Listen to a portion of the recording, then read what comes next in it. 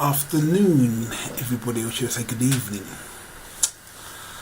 So, it's been a little while, and I kind of wanted to talk. I did a speech called The Boss of Me, and the speech was pretty much about myself, but in terms of the journey about myself, in terms of being the boss of me. And I start off with the opening part of the speech in terms of my mother kind of chastising me. Because my mother was a very strong, independent woman, very vocal, said, didn't play with her words like oil and water, didn't mix her words at all. And so so very much kind of expression in that kind of sense. And I suppose looking at my life and looking at the kind of the mother figure that that my mother played or plays for me, she's still around. It was very much kind of poignant in terms of the man I've become today, and kind of understanding that. But it's kind of taken me a process to kind of dissect that and critique that and understand that for myself. And so one of the things I suppose in my life that's kind of been a feature, I suppose, has been the fact that my mum was a strong woman, and that potentially I've been surrounded by probably a lot of very strong, dominant kind of female women. And I was trying to make sense of how that features in my life in terms of me dating women, meeting women, and all that type of stuff. And it's funny because I think sometimes you may, if you look at your life, you may see yourself being attracted to particular types of people, particular traits, particular qualities. And when I look at my raising, I had younger sisters, but all kind of it was like a mini me of my mother, literally. All kind of strong kind of constitutions of an oak tree, all very just, say powerhouses in their own right, expressionate, able to say what they feel, all that type of stuff. And so I suppose in my life what's happened is that I found myself kind of gravitating equally, or perhaps even gravitating to me, of that stronger specimen too. And I was trying to ask myself, and I was trying to figure out what the hell is going on here. These characteristics of these women just keep appearing in my life. What's going on? And it was only after I kind of really looked at my mother's role in my life that it kind of made sense that there's somewhat a connection to these women in how they present to you in your life. So, for example, because they were kind of strong and independent women, then that kind of almost placed a connection, I suppose, somewhat with that of my mother's relationship. And I kind of had to explore that a little bit further and a little bit deeper, and kind of made sense for me that as children and then we go into adults, our first point of call of love is from our mother and father. So as such, our model of love, kind of like say infinite love, or the love that we know is the highest form, is from our mother and father, or our caregivers, should we say. And so I was trying to think about this a little bit deeper and understand that was a quality that I attracted, or that I loved within my mother, and this kind of strong, dominant kind of female, and as such attracted that in my own life. But equally also had to dissect that those qualities that I attracted in my life, perhaps were those things that in myself I needed to work on. So I kind of, from the exterior, looking out of a window, you look at something and you think, yeah, I like that, but actually in terms of whether you actually hold or house that quality yourself is can be very different. So I suppose I've been able to identify that those qualities that I do find attractive in my mother is equally those kind of same kind of qualities that for myself I've wanted to kind of nurture within myself. And I suppose once I've come to that kind of awareness and understanding, I've worked in that area, in those specific areas, to kind of nurture that, and as I said, to kind of be the boss of me, for me to house that quality within myself. But when I look a little bit deeper into that, it's as if when I look at the love that my mum gives me, I look at that, and your mum only gives you what she knows she gives you, and this is no criticism from my, in terms of my mum. My mum, she's gone all out to create and make me as successful as I am today. So I take my hats off to my mother. But our mothers and fathers are only able to give what they know they're able to give, and as such, sometimes when we look at our cups, we kind of work from that basis. Whereas actually, the cup, say for example, your mother gives you, like, I don't know, say for example, she have a cup, you have like a half full cup or 3/4 of a cup, and she pours that 3/4 of cup of love into your cup. Then you work out that 3/4 full of love, and you think that actually that's the highest form of love, but actually you're the cup of love. So actually there's much more that you're able to get or to give yourself as a result of that. But what we do is that we seek the cup of love, and that the cup of love that's perhaps our mother or father perhaps may have given us, and we think that that's the full cup of what we're worth. But actually we're worth much more than that, and it's about the love that we have of ourselves in relation to that, which is kind of really, really important. And I explain why I say it's really important. When I was doing some meditation work, and I was kind of really thinking about this kind of deeply in terms of where I was in myself, I had a vision actually. It's going to sound strange, but I had a vision actually, and the vision was this. It was a vision of 2 jigsaw pieces, and so I had a more complete jigsaw puzzle piece, and that was of my mother. Okay, there was just a few jigsaw pieces missing from that picture. Okay, and then the other jigsaw piece was less complete, in fact a lot less complete actually, funny enough, and it was that of my father.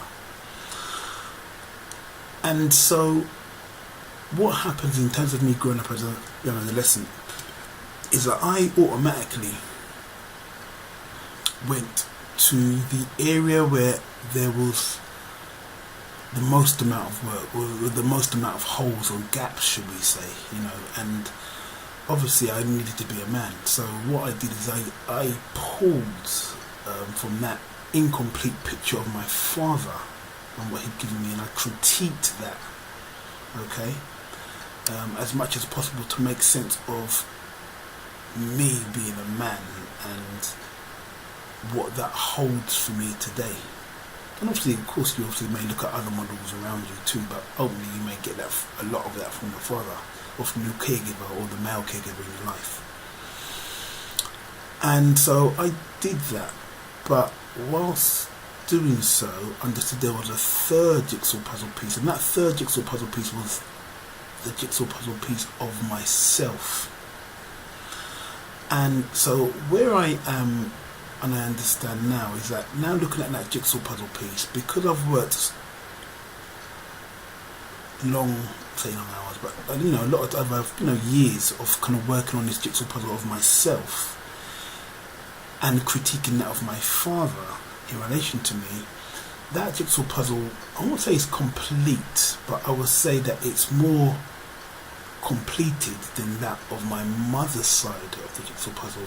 Okay, now my mother's side of the jigsaw puzzle was a almost clear piece, and so what I did is, as opposed to critiquing that okay, is that I took that and lifted that and put that on my own piece. And as a result of that, the connection with my mother has probably continued to kind of appear in my life in terms of my connection with these other women, and these really strong-minded women. So what I've had to do is actually then look at my picture of me, and when I look at my picture of me, you know, there's quite a bit of jigsaws pieces there that are kind of assembling as part of me as a result of me critiquing my dad. But when I look at my mother's side, it's quite empty. If anything, it's just the whole piece of her puzzle hasn't been able to provide me with the critique that I need to actually enable me to kick on and make sense of that whole picture of myself. I hope that makes sense. It may be a little bit kind of technical into all these jigsaw puzzle pieces, but in essence, you have 3 jigsaw puzzle pieces. One of your mother, one of your father. For myself, my father one was incomplete. My mother one was more complete because she was a constant figure in my life. But I have the third jigsaw puzzle piece, which is my critique of both of my mother and my father. But because of the fact that I didn't critique my mother, I just automatically drew that piece into my piece, and as a result of that, I've experienced almost like a merry-go-round of experiencing particular females entering into my life. But in essence, those females were a result of me having to work on bits of me to complete me. And because I hadn't critiqued that element of my mother in my life, that just kept on showing up. I hope that kind of makes sense. So where I am now is very much looking at both parts of the jigsaw puzzle, and looking at how, in terms of being moving forward, how I can learn the lessons of both parts, and I suppose put Frankie's own equation, own piece of me, the boss of me, as to speak, you know, in the driving seat, if that makes sense, and kind of almost running my own program that's critique from that of my father and my mother's experience, and equally my own experience in terms of growing up under their households. I hope that makes sense.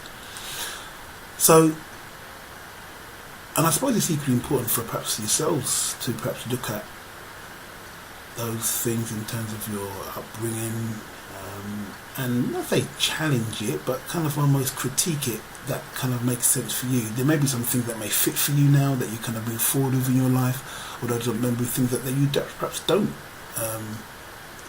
doesn't sit with you, and you know, therefore you kind of almost disregard it. It's I think it's a very important process that I think we have to go through. It's funny actually, because I've been working with a young man, and he equally had some difficulties with his father in terms of their relationship. But what was, let's say, bizarre somewhat, is I was speaking to him, and I was trying to explain to him about, you know, about the relay, that how, you know, we have a baton in life basically, and basically our father presents us with the baton that essentially enables us to kind of move forward in our lives, but we have to kind of almost define that leg of that run that we're going to do for that baton. We have to define that and understand that for ourselves in terms of what we've got to learn from our fathers, equally from our mothers, and pass on our next leg in terms of who that may well be, in terms of our children and so forth. And it's funny because he got the analogy straight away in terms of obviously that his father, who was kind of exhibiting a particular type of behaviour, how that was having an impact on him, and that actually his father may not be in a place to be able to even see his own behaviour, but just, I suppose, somewhat just express it or present it in a shape or form. But what was also very interesting is that we kind of discussed about the traits that his father had or didn't have that kind of impacted on their relationship. And he mentioned a couple of things, like, for example, he mentioned about money. We mentioned about being kind and happiness. And it was funny, actually, because the very same things that he pointed out that his father wasn't giving him was the same things that clearly that he was inept within himself. And when we spoke about about him being kind, he rated himself as very low, that he wasn't kind to anybody. And you can look at it in two ways, really. That not only is that experience in terms of his father displaying those qualities or not displaying those qualities to him has had an impact on him, but then you may then say that perhaps his connection to his father in terms of expressing those particular types of qualities, though I don't think he's aware of that in those kind of regards. And it may be that perhaps when we get a bit more older, that kind of how can I say, that mechanism may be more long standing with us, that sometimes we see our traits of our fathers in us, and we want to connect to those traits because that's a way of us connecting to our fathers, if that makes sense, in a kind of a subconscious type of way. But I don't think that existed with him, but I think it was more kind of learned behaviour that was kind of going on for him.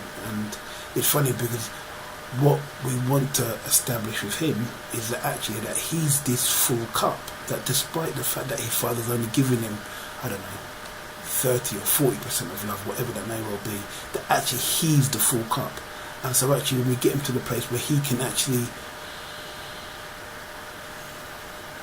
harness those deficits of those qualities that he feels within himself, then he finds himself being the full cup and actually nurturing himself in a way that will be extremely powerful for his environment, but equally for himself in terms of operating on a level that's truly abundant. So just I wanted to share that with you, really, that kind of idea and that kind of concept, and hopefully for yourselves in your lives, in terms of critiquing in terms of where you've come from, and do you feel half full, or and as a result of that, are those things that make you feel half full? What are those qualities, what are those traits that you perhaps may feel that you need right now, that you may look in others for, as opposed to really looking inside yourself for, and nurturing those gifts and those parts that may feel missing, nurturing those things within yourself so you can harness those things, so those things can grow for you truly. So it's just, as I said, something I want to share with you, because I kind of felt like I've been on my feet, a little journey with it, trying to make sense of my own story, and unraveling that for myself, and making sense of perhaps the partners that I choose generally, that kind of more that I attract in my life, and what that's about for me in terms of me trying to connect to my mother and that story, so but it's kind of very, very, very, very powerful. And equally, you can go for your mother, or you go for your mother too, or you can go for your father if you're a female. It plays out in many different ways. And also for myself in terms of men, or perhaps fatherhood figures that perhaps I may attract. What those kind of particular traits and qualities that you can look at it in many different kind of different ways, really, in essence. So just something to kind of little food for thought, really, in essence, just to kind of have a little think about how that then plays out in your life, in terms of especially those things that you attract in your life, and how that plays a part, and how you can perhaps see beyond that and see the bits that perhaps you may feel are missing, that you may seek to get in others, you equally attempt or seek to get within yourself, and make that place much more wholesome for you. So yes, I want to share that. Okay, all right, bye.